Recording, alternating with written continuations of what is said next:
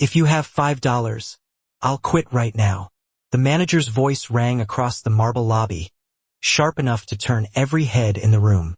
The bill slipped from his fingers and fluttered down like it meant nothing, landing inches from the old man's worn shoes. A few people chuckled. Someone whispered. Phones began to rise. The security guard shifted closer, not aggressive, just ready, like this sort of thing happened often enough that nobody questioned it anymore. But the old man didn't move. He didn't bend. He didn't even glance down. He stood there, still as stone, hands resting loosely at his sides, eyes drifting slowly across the lobby as if he were measuring something no one else could see. Go on, the manager pressed, louder now, feeding the attention gathering around him. Pick it up. That's probably more than you've seen all week. A ripple of laughter moved through the line. Not everyone laughed, but no one stopped it either. Behind the counter, the teller froze, fingers hovering above the keyboard. The old man finally lifted his gaze, but not to the manager. He looked past him, at the wall behind the counter. The bank's name was carved deep into polished granite, letters catching the morning light. He studied it quietly, as if it meant something more than just a name. The manager scoffed, mistaking the silence for weakness.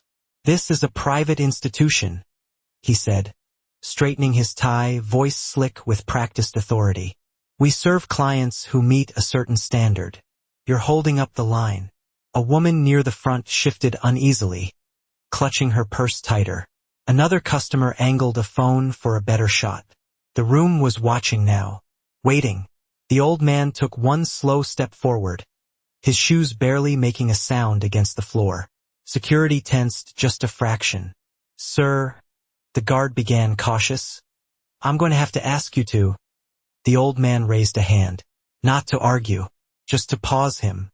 Calm, measured. Then, without a word, he reached into his coat. The fabric was worn, edges frayed, but his movement was precise. Not rushed, not nervous. He pulled out a thin stack of folded papers, old but carefully preserved, and placed them on the counter with deliberate care. The sound was soft, but it cut through the room like a signal. The teller hesitated, then leaned in.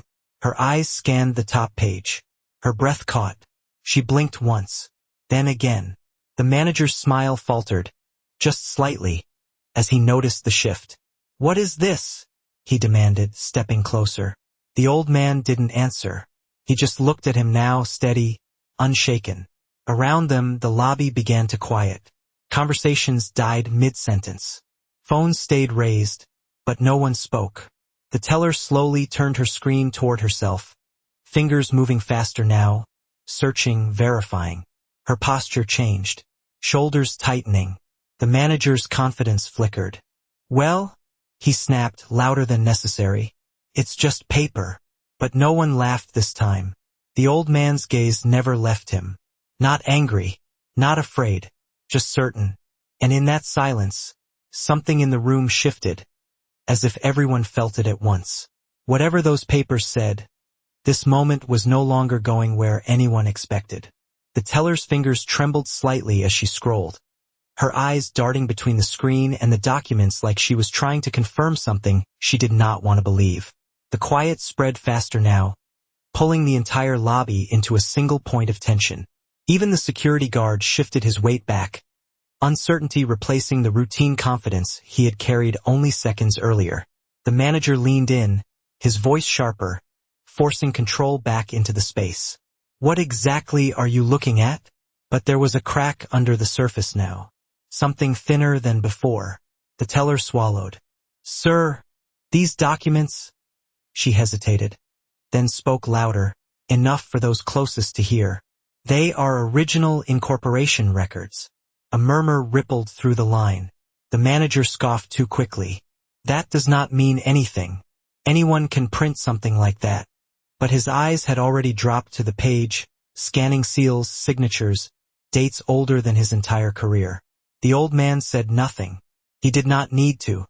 He simply rested his hand lightly on the edge of the counter, steady, patient, as if he had all the time in the world. The teller typed faster now, pulling deeper records, bypassing modern accounts and digging into archive files most employees never touched. Her screen reflected across her glasses, rows of data shifting rapidly until she froze again. This time, her posture changed completely. She straightened, shoulders pulling back, the casual indifference gone. "Sir," she said, turning slightly toward the manager, her voice clearer now, firmer. "You need to see this."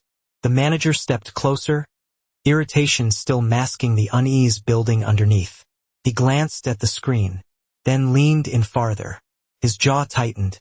The name was there, not just on the paper, not just on a single line. It was embedded across the system, repeated through decades of records, tied to the very origin of the institution. The same name, the same man standing in front of him.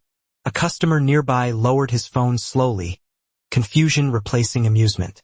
Another leaned forward, trying to read the tension in the manager's face. The energy in the room shifted again, but this time it no longer felt like entertainment. Felt like something unraveling. "This has to be outdated," the manager said, quieter now, more to himself than to anyone else. "This doesn't apply anymore." The old man finally spoke, his voice calm and even, cutting through the silence without force. "Systems remember longer than people do." The words landed differently. No anger, no urgency, just certainty. The teller nodded faintly, eyes still on the screen. "The records have not been removed," she said. "They were never supposed to be." The security guard took another step back, his stance no longer defensive, but cautious, as if he suddenly realized he might be standing on the wrong side of something important. Around them, the lobby held its breath. No laughter now, no whispers, just the quiet hum of air conditioning and the faint sound of phones still recording, capturing every second of a moment that had already begun to turn. The manager's fingers curled against the edge of the counter, a small movement, but enough for the nearest customers to notice. His eyes flicked between the screen and the man in front of him, trying to force the pieces back into a version of reality that still made sense. "Records do not make decisions," he said finally, his voice lower now, controlled, but lacking the certainty it had carried before. "Policies change. Ownership changes. This bank has moved on." The words sounded rehearsed, like something he had said in other situations, but here they landed differently. The old man did not react.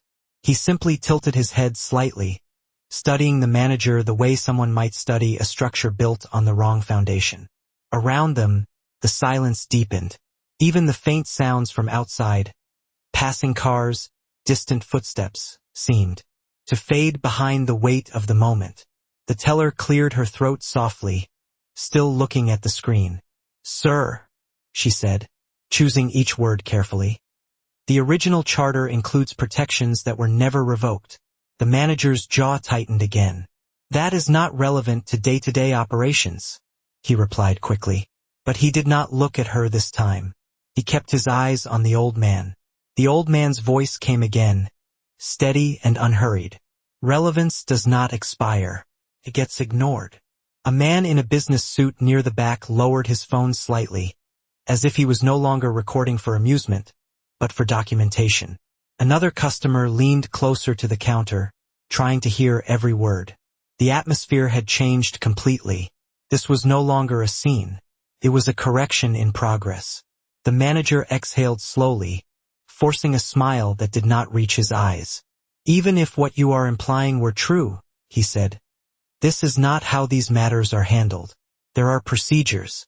There are proper channels." The old man nodded once, a small, almost approving motion. "That is why I came in person."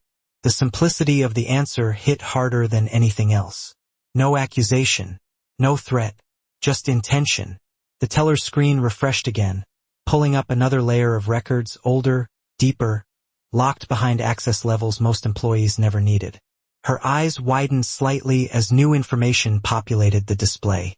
She hesitated, then turned the monitor just enough for the manager to see without exposing it to the entire room. His expression changed immediately.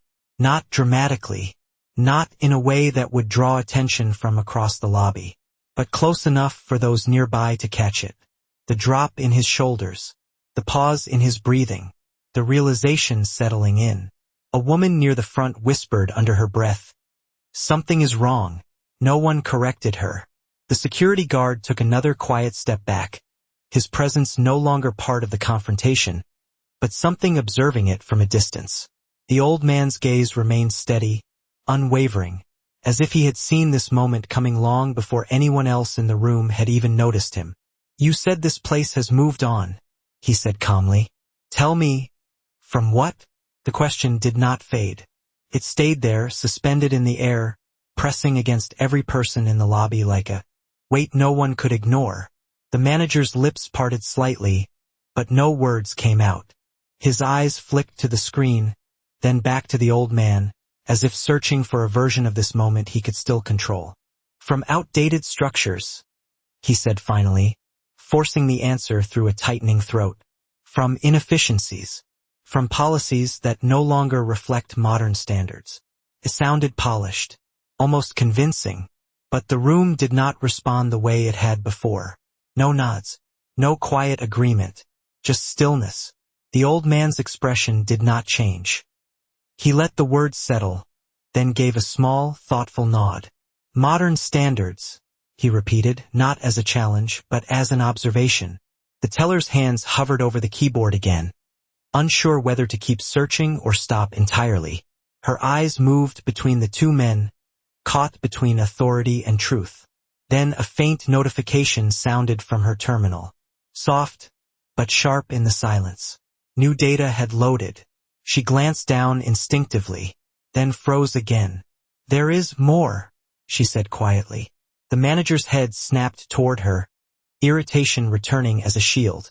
"That is not necessary," he said quickly. But the urgency in his voice only made people lean in closer. The teller hesitated, then turned the screen further this time, enough for him to see clearly. His eyes scanned the new information, then stopped. A subtle shift passed through his face. Not dramatic, but undeniable. Recognition. The old man watched him carefully, not with satisfaction, but with a calm patience that felt heavier than confrontation. Around them, more people stepped closer without realizing it, drawn into the gravity of the moment. A man near the entrance lowered his coffee cup slowly, forgotten in his hand. Another adjusted his stance, trying to see the screen from a distance. The security guard no longer stood between anyone. He had moved completely aside, his role in the situation dissolving without a word. "This record," the teller continued, her voice steadier now, "it is not just historical, it is active." The manager blinked once, then again. "That is not possible." The old man reached forward slightly, placing 2 fingers gently on the edge of the papers he had set down earlier. "It was never meant to be removed," he said. "Only forgotten." The phrase moved through the room like a quiet current. People exchanged glances. Not confusion this time. Understanding. The manager straightened, drawing in a breath as if to reclaim the space, but it did not work. The room no longer belonged to him. "Even if this is accurate," he said, his voice thinner now, "it does not change the fact that operations are handled by current leadership. This is not a personal matter." The old man held his gaze, steady, unmoving. "It became personal when you decided who this place was for." The words landed clean. No raised voice, no anger, just a line that could not be stepped around. Silence followed immediately, deep, complete, the kind that made every small sound feel amplified. Somewhere in the back, a phone shifted in someone's hand. Another person exhaled slowly.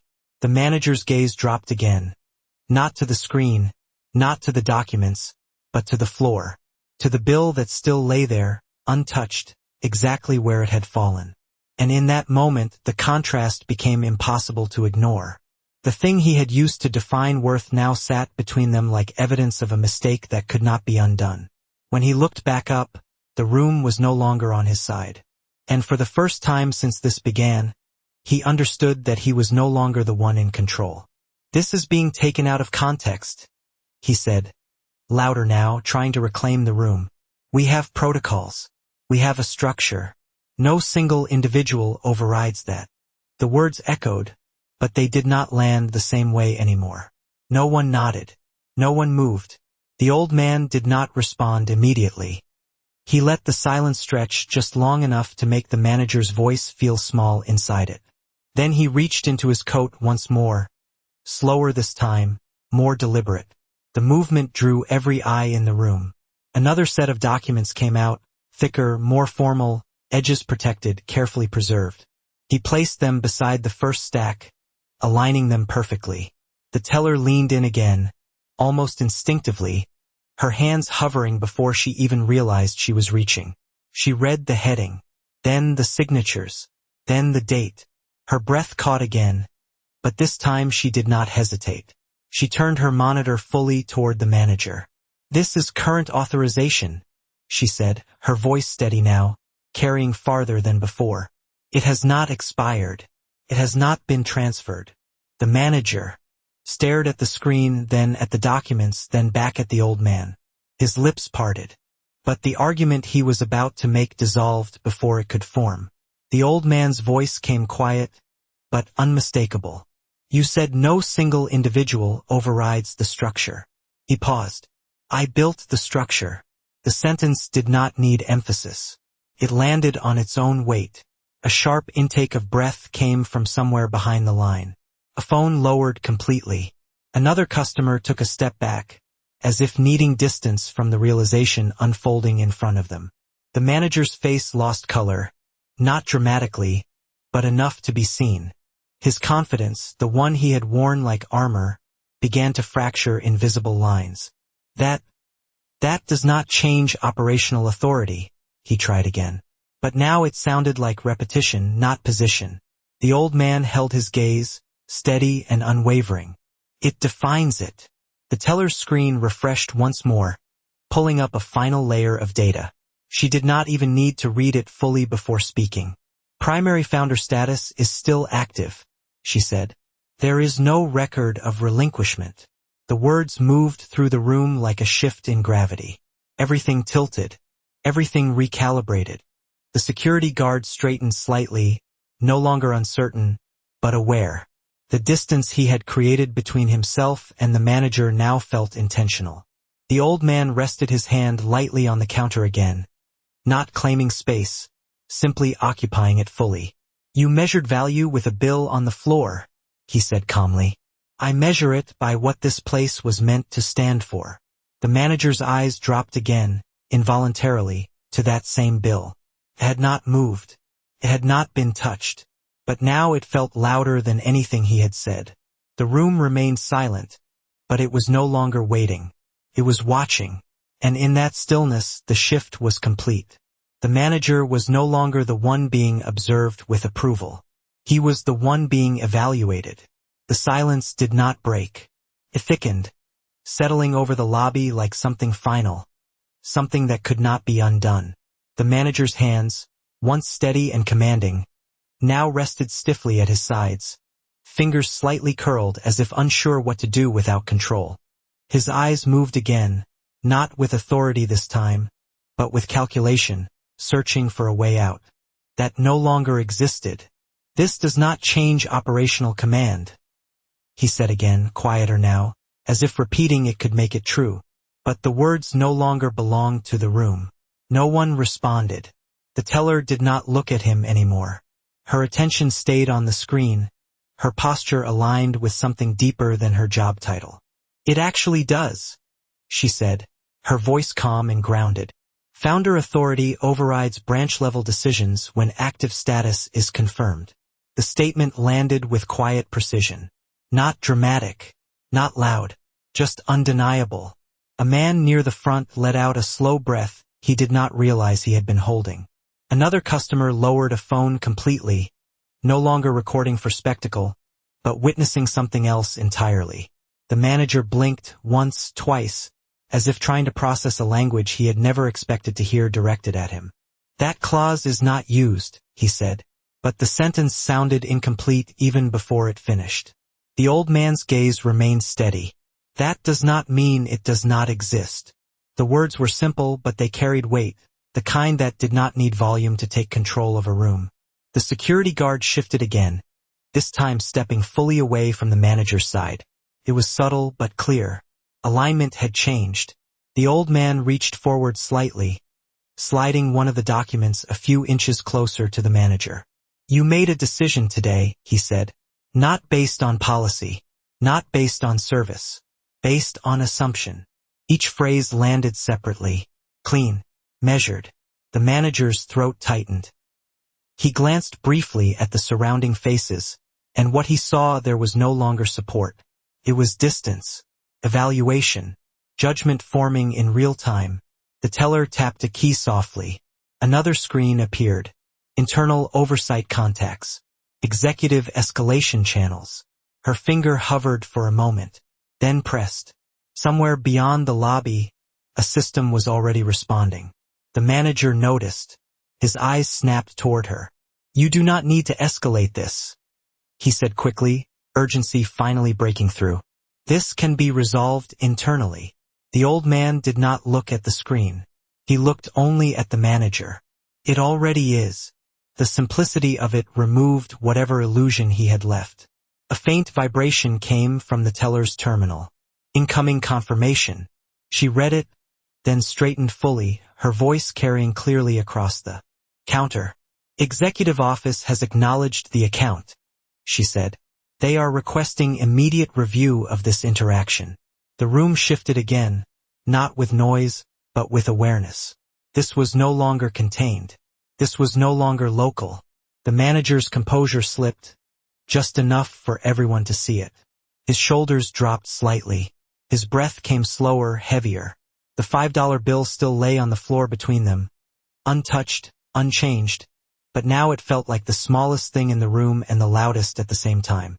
The old man's voice came again, calm, steady, unshaken. "You asked for $5. What you are about to lose will cost a lot more than that." And this time, no one in the lobby misunderstood what he meant. The notification did not stop at one. Another followed. Then another. Soft tones from the terminal, each one signaling a response from somewhere higher than this room. The manager's eyes locked onto the screen as if watching something unfold that he could no longer interrupt. "What exactly did you send?" he asked, his voice tighter now, no longer projecting across the lobby, but pulled inward. The teller did not hesitate. Full interaction flag, with documentation attached. The words were simple. The effect was immediate. A ripple moved through the people closest to the counter. Someone shifted their stance. Someone else leaned back, as if creating distance from a situation that was no longer safe to stand near. The old man remained still, his presence unchanged, as steady as it had been from the beginning. He did not look at the screen. He did not look at the crowd. He looked only at the manager. "You built your authority on who you thought belonged here," he said quietly. "That is not authority. That is assumption." The manager swallowed, his jaw tightening again, but the response did not come. Instead, a new sound cut through the room. Not from the teller's terminal this time. From behind the frosted glass doors leading to the administrative offices. A subtle click. Then movement. The doors opened. Two figures stepped out, both dressed in tailored suits, expressions neutral, pace measured. They did not look at the crowd. They did not look at the teller. Their eyes went directly to the manager. The shift was immediate. The room felt it before anyone spoke. The manager straightened instinctively, shoulders pulling back, trying to recover something that had already slipped away. "This is being handled," he began, attempting firmness. The first figure raised a hand slightly, not aggressive, just enough to stop the sentence. "We are aware." The second figure stepped forward, glancing briefly at the documents on the counter, then at the screen, confirming what had already been transmitted. No surprise, just verification. The old man did not move. He did not acknowledge them. He did not need to. The first figure turned fully toward the manager. "Step aside." No raised voice, no threat, no room for interpretation. The manager hesitated. Just for a moment. His eyes moved across the room again, searching, but what he found now was different. No support, no distraction, only observation, the kind that does not intervene. Slowly he stepped back. The movement was small, but it changed everything. The space in front of the counter cleared, and with it the last illusion of control. The second figure addressed the teller briefly. "Please secure all records and maintain current display." She nodded immediately, fingers already moving to comply. The first figure then turned to the old man. For the first time there was a shift in tone. Not deference, not quite, but recognition. "Sir." One word. Clean. Respectful. The old man inclined his head slightly, acknowledging without expanding the moment.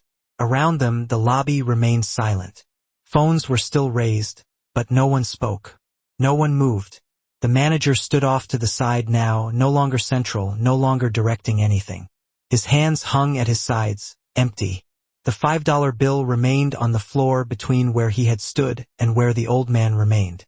And in that distance, small as it was, the entire shift of power was visible.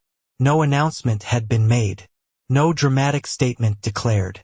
But everyone in the room understood. The system had arrived. And it had not come for the man who walked in.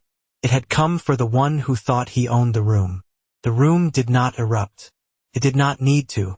The silence had already done the work. The two executives moved with quiet precision, one stepping closer to the counter, the other turning slightly toward the manager, who now stood off to the side, no longer central, no longer directing anything. "We will proceed with an immediate internal review," the first executive said, his tone even and controlled, carrying just enough to be heard by everyone nearby. "Effective now." The words landed clean. No hesitation. No room for interpretation. The manager's posture stiffened, but he did not step forward. He did not interrupt. He could not. The second executive glanced once more at the documents, then at the teller's screen, confirming alignment between physical record and system data. "All access logs from this morning will be secured," he added. "No alterations." The teller nodded quickly, her hands already moving, locking the session, preserving everything exactly as it was. Around them, the crowd had shifted from curiosity to quiet attention, the kind that comes when something real is happening and no one wants to miss a second of it. The old man remained where he was, unchanged, his presence steady, unaffected by the movement around him. He did not lean in. He did not step back. He simply existed in the space that had finally adjusted to him. The first executive turned toward him again, expression composed, but with a different level of awareness now. "We appreciate your patience," he said. The old man gave a slight nod. Nothing more. No acceptance. No rejection. Just acknowledgement. Then his eyes moved briefly across the lobby. Not searching, not judging, just observing. The people who had watched. The ones who had laughed. The ones who had stayed silent. Every face was different now. No one smiled. No one whispered. They understood what they had witnessed, even if they did not fully grasp the weight of it yet. The manager shifted his weight again, as if trying to ground himself in something familiar, but there was nothing left to hold on to. The space he had commanded minutes ago now felt distant, as if it belonged to someone else entirely. The $5 bill still lay on the floor between them, untouched, almost forgotten, yet impossible to ignore. The second executive's voice came again, directed now without hesitation. "You will remain available for questioning." Not loud, not aggressive, just final. The manager gave a small nod, automatic, the kind that happens when resistance no longer feels like an option. His eyes dropped once more, briefly, to the bill, then lifted again. But the confidence was gone. The old man finally moved, just one step forward, measured, calm, not toward the manager, but toward the counter. His hand rested, lightly against the polished surface, fingers steady, grounded. "This place was built on trust," he said, his voice quiet but carrying through the stillness. "Not appearance." The words did not echo, they settled. The first executive inclined his head slightly, understanding the statement for what it was. Not a complaint, not a demand. Correction. The teller looked at the old man again, her expression no longer uncertain, but aligned. as if she had found her place in something larger than her job. The room remained silent. No applause, no reaction, just the quiet recognition that something had shifted permanently. No one rushed to speak. No one tried to fill the silence. It stayed there, steady and complete, as if the building itself were listening. The executives stepped back just enough to give space, but not enough to lose control of the situation. The manager remained where he was, no longer resisting, no longer leading, just present inside a moment that had moved far beyond him. The old man looked down briefly, not at the crowd, not at the counter, but at the $5 bill still resting on the floor between them. For a second, it seemed like the entire room followed his gaze. Then he bent, slow and deliberate, and picked it up. No rush, no embarrassment, just a simple motion. He held it between his fingers, studying it for a moment as if it carried meaning now that it had not before. Then he turned it over once, smooth and thoughtful. The soft sound of the paper cut through the silence more clearly than anything else had. He looked up again, his eyes steady, moving across the room. Not searching for approval, not asking for anything, simply acknowledging what had happened. "You thought this defined value," he said quietly, holding the bill slightly forward. "It does not." He stepped closer to the counter and placed the bill back down, not where it had fallen, but directly in front of the manager's position. Aligned, intentional, a line drawn without words.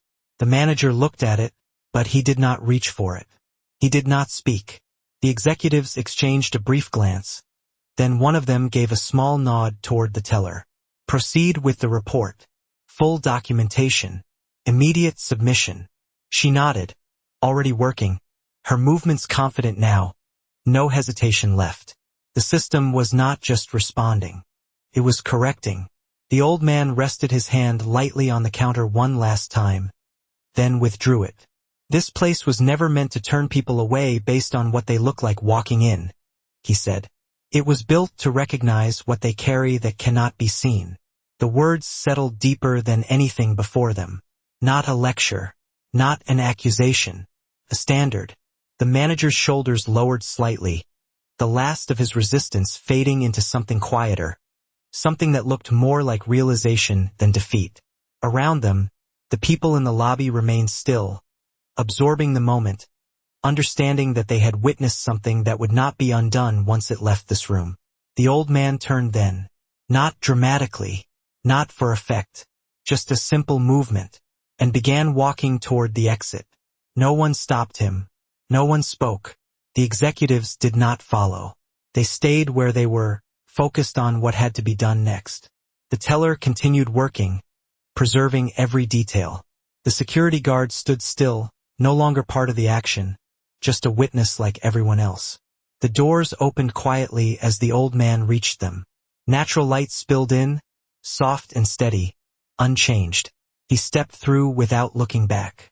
The doors closed behind him just as gently. Inside, the room remained silent for a moment longer. Then the quiet hum of the system returned. But it felt different now. Not routine. Not automatic. Something had shifted at the foundation. And on the floor where everything had started, nothing remained. The bill was no longer there. The laughter was gone. And the space where the manager once stood in control now held only the weight of what had been revealed. Outside, the old man continued down the sidewalk, blending back into the city, unnoticed by those who had not been there, unforgettable to those who had. And inside that building, long after he left, the question he had asked still lingered, unanswered, reshaping everything it touched.